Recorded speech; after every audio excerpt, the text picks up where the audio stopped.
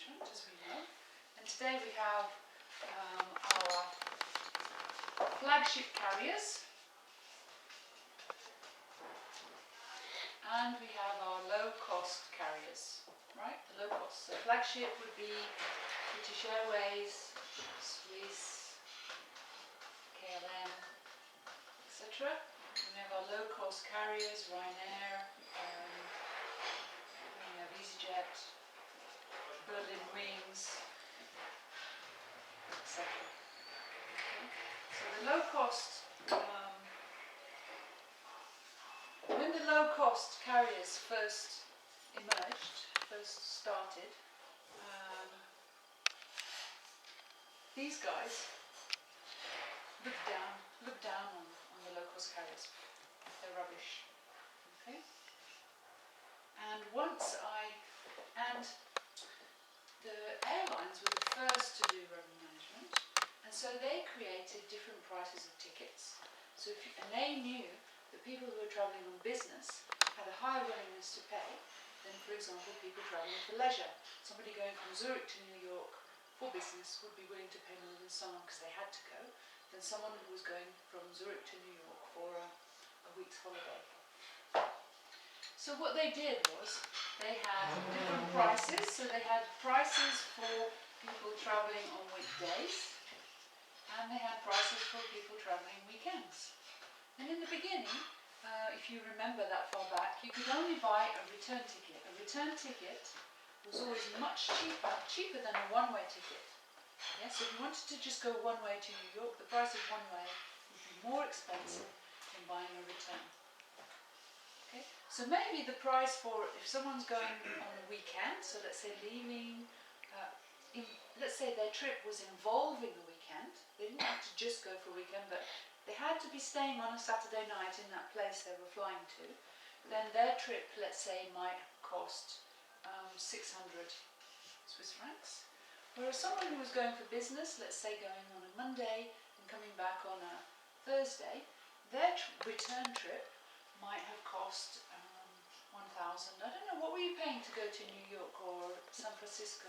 1,800? No, okay, it was different. I was going quite often to London, and it was 1,400 Swiss francs. Just to London? Yeah, return. Okay. Let's say London then, instead of New York. Alright, so quite a significant difference in terms of the price of the return trip. So what happened was, the sneaky business people, what did they do? I don't know if you've ever travelled for business in that period, but the people travelling for business, they said, well, I'm going to buy 2 sets of leisure tickets. If I buy 2 pairs of return tickets, then I can just use one of the tickets to go and one of the tickets to come back, and 2 sets of return tickets would cost me 1,200. Would still be cheaper than just buying 1 pair of return tickets. It sounds complicated, doesn't it? It's called cross tickets. So we had this practice of cross tickets. So a business person would buy a return trip to go to London, let's say leaving on Monday, coming back on Sunday, and then another pair of tickets, which was coming back on Tuesday. I don't know, it's too complicated. But anyway, 2 sets of tickets. Leisure tickets would cost less than 1 set of business tickets. So these airlines introduced a new rule, and the rule was, if you buy a return ticket and you don't use the first part of the ticket, automatically they cancel the second ticket to stop the business people doing this trick of getting a cheaper price. Right? Then the local airlines came along and started doing one-way pricing. So, or one single leg pricing.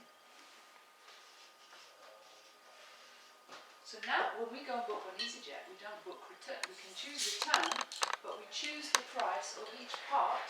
We choose the journeys, outbound and return separately, right? On the low-cost airlines. So these flagship carriers said, aha! And they lost. British Airways, for example, lost 40% of its business to EasyJet. And even more during the financial crisis. So these then had to start to do single leg pricing.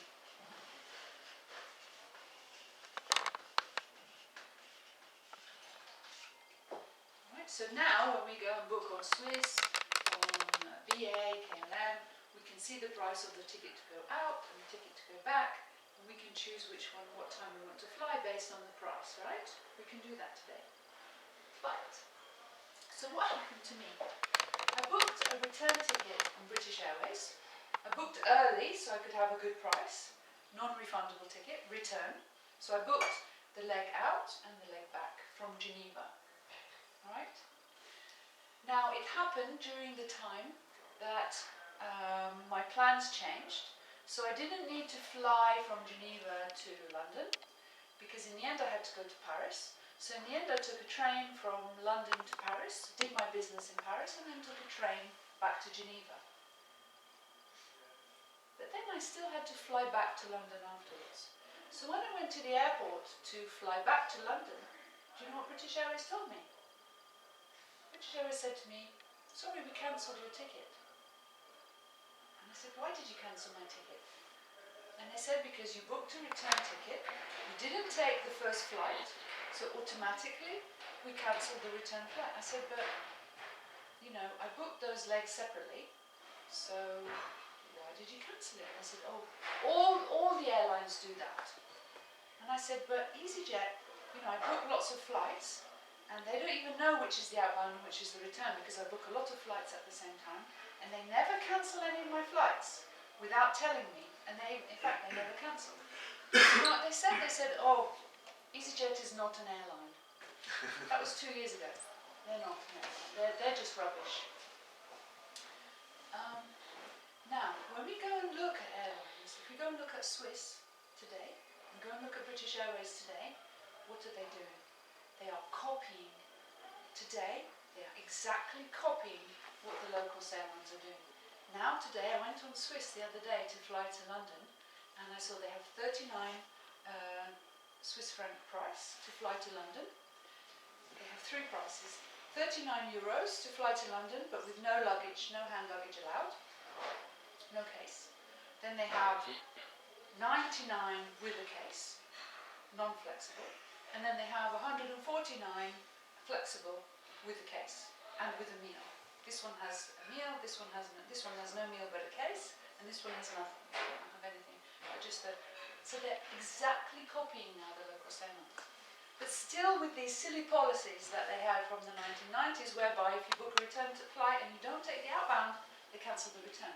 Which is stupid today, because with revenue management now, customers are, when there's a sale, we book lots of flights, we don't intend to take more. So if we have these silly policies, it kind of doesn't work. So we can think about this example of the flagship carriers and the local airlines. The local airlines today, which airlines were profitable last year? Which airlines made profit last year? Ryanair and EasyJet, or Ryanair especially.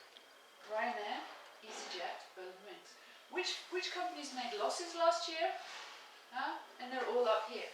I don't know, KLM is doing really well. KLM is doing great CRM with revenue management. British Airways, you know, this Swiss I haven't really flown with recently, so I can't tell you. But what I know is they have had no choice but to change. They had to change. But for many years, they tried not to change because they said, they're not airlines. We're airlines, EasyJet, low cost, it's nothing to do with us. So as hotels as well, we're going to be in the same position, whether we like it or not. We can say, we're hotels, we're not going to do that revenue management stuff. But in the end, we're going to end up being empty businesses, because customers today, they like revenue management, they want revenue management, they've learned about revenue management, and they're going to expect to see different products available for different prices at different times, and for everything to be completely transparent, so they can actually choose what they want and what best suits them.